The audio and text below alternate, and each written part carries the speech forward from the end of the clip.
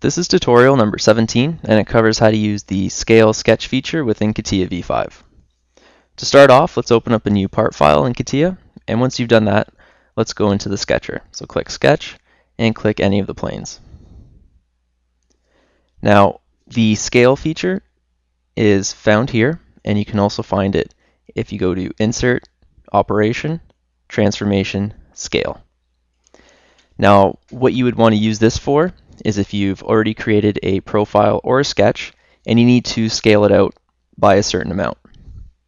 Now, you'd want to do this when the profile or sketch is very complicated and you don't want to go through all the math and try to figure out exactly how big the rads are going to be, how far to pull this out, and whatnot. With the scale feature, you click on the sketch, tell it how far out you want to scale it, and that's it. Now, what we're going to do is we're going to create a profile. So I'm just going to create a little profile quickly.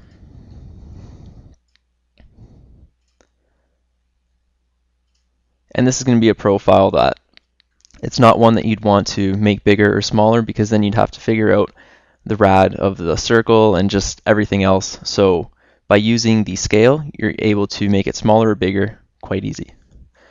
So to start off, if you're scaling, you need to know what you want to scale. You can either do the whole profile or one line at a time. So first off, let's just do this one line here. So let's click it, click Scale, and you have the option to duplicate it or do not duplicate it. Right now, I put it to duplicate so you can see the original and the new one. And whichever point you select is going to be where your scale begins. So I'm going to select this point here. And you can see as I pull it out, it gets bigger. As I pull it in, it gets smaller. You're able to either do it by hand by pulling it out and kind of snapping it to other points that you've already determined, or you're able to just scale it. So I'm going to scale it to 5, click Enter, and now I have the original plus I have a 5 times the scale to it. I'm going to click Control Z and delete that one. Now let's do the entire sketch.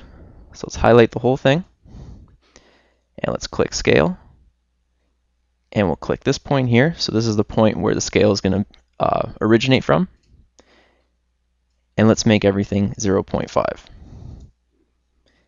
And now you can see that we've scaled this down to 0.5.